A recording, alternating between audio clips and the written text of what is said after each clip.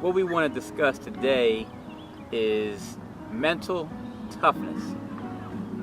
The first athlete I actually want to go over that exhibits, I don't want to say the most mental toughness, but definitely a high degree of mental toughness is Derek Faulkner.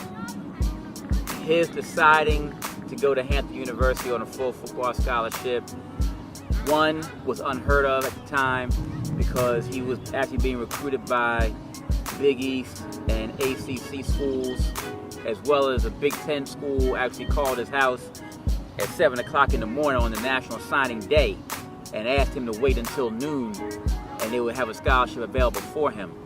So for him to sign at a MEAC school showed mental toughness, loyalty, and dedication to what it was that he actually wanted to do. When he got to Hampton University, again, he had more mental toughness because he's from New Jersey. And most of your MEAC schools are from down south, which is where a lot of your African Americans were when the MEAC schools were actually created.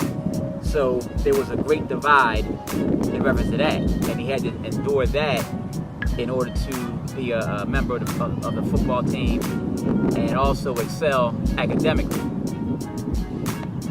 After he endured both of those situations, it doesn't matter to be on the football field and actually performing. He went through a lot of things that a lot of my athletes have actually gone through, which is almost what a lot of people call working too hard.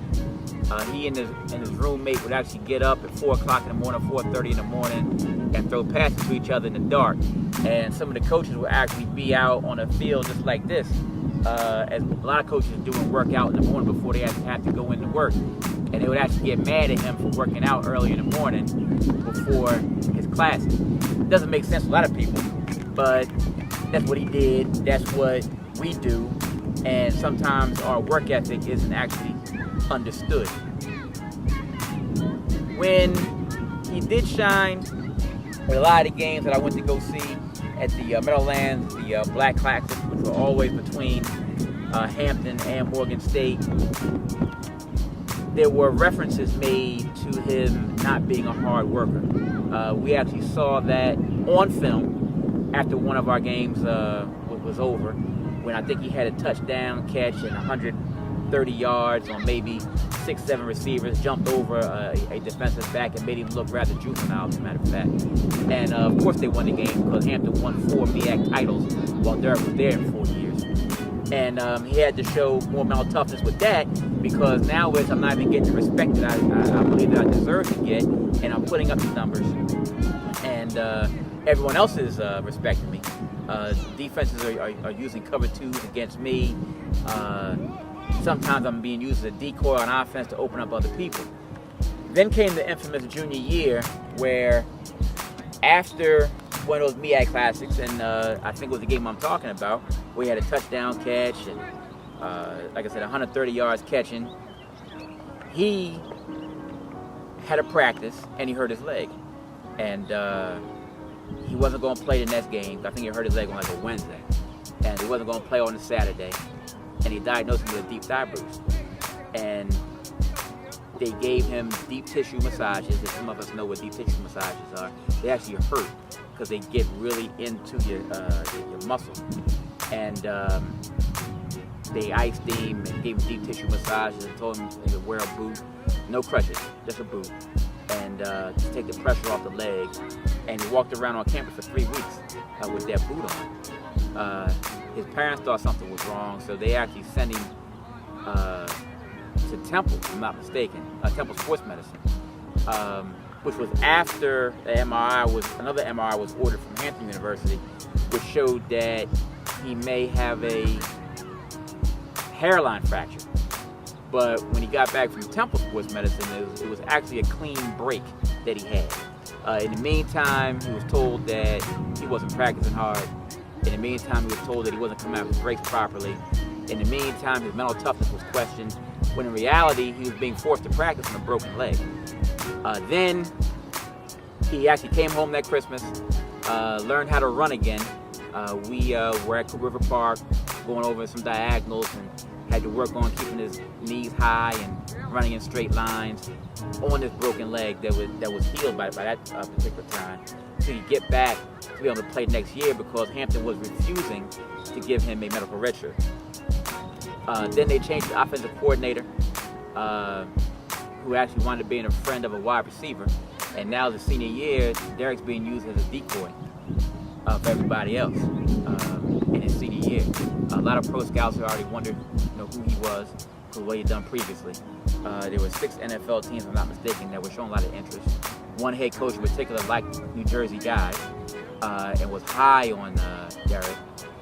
And then there wasn't a draft. We were all sitting in the house waiting for a draft. We knew not to come over on Saturday because we knew he wasn't going to be a first day draft pick. Well, Sunday we were there and nothing happened. And then ironically, of course, once I leave, the phone rings from the Eagles.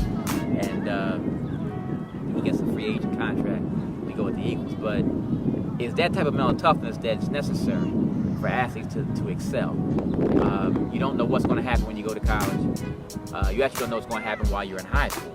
And if you don't have mental toughness, then you're not going to make it. Another athlete that exhibited a lot of mental toughness, Victor Karstark.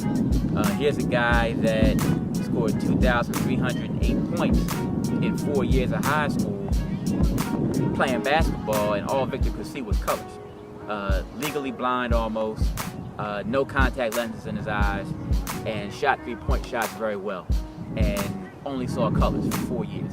He didn't get his contacts until he actually got to Cincinnati or Temple. I forget which one it was, because he transferred out of Cincinnati after his freshman year. But he got contacts when he got to one of those schools and was actually able to see on the court. And then, ironically, as I said, he transferred from Cincinnati to go to Temple. His senior year, he's playing well. He's played in the Elite Eight, and he's gone 7 games, if I'm not mistaken, without having a turnover. And they play Cincinnati at Cincinnati, so he's going back to where he was originally. And he dives in the stands for a loose ball and breaks his leg in 2 places in December.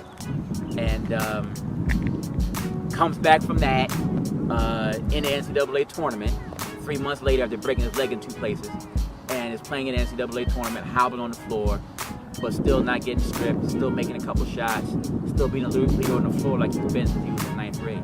And those examples, those 2 people, are people that I always put out front as far as having mental toughness, having the ability to get the job done, and being able to deal with adversity at the college and even at the high school level. And to me, that's what exemplifies smart jobs.